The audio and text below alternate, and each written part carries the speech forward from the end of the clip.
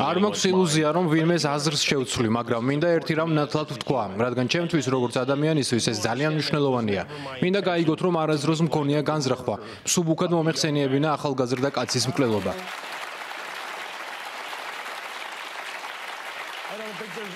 ამაში სასაცილო არაფერია. იმ დღეს, როცა ჩარლი კირკი მოკლეს, ინსტაგრამზე წერილი გამოვაქვეყნე. მისი ოჯახის მიმართ თანაგრძნობა გამოხატე, სხვებსაც ამისკენ მოუწოდე და ეს გულწრფელად გავაკეთე. დღესაც იგივე პოზიცია მაქვს, ამასთან არასდროს მქონია განზრახვა კონკრეტული ჯგუფისთვის დამებრალებინა ის, რაც აშკარად საშინელმა ადამიანმა ჩაიდინა. სინამდვილეში ჩემი სათქმელი ამის საპირისპირო იყო, მაგრამ მესმის, რომ ზოგიერთისთვის ეს შეიძლება უდროოდ ან გაუგებრად ჟღერდა, ან ორივე ერთად.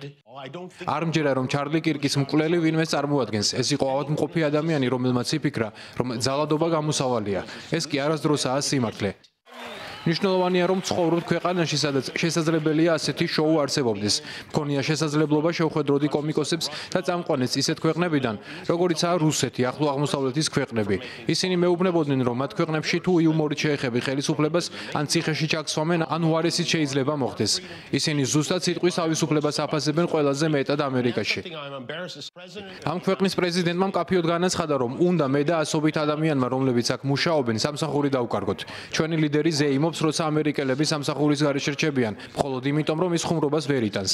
მან მოახერხა სტივენ კოლბერის CBS-დან გათავისუფლება, შემდეგ მე და მიმიზნა. ახლა კი ღიად მოუწოდებს NBC-ს გაათავისუფლოს ჯიმი ფელონი და სეთ მაიერსი და ასობით ამერიკელი, ვინც მათ გადაცემებზე მუშაობს და მილიონებს არ გამოიმუშავებს.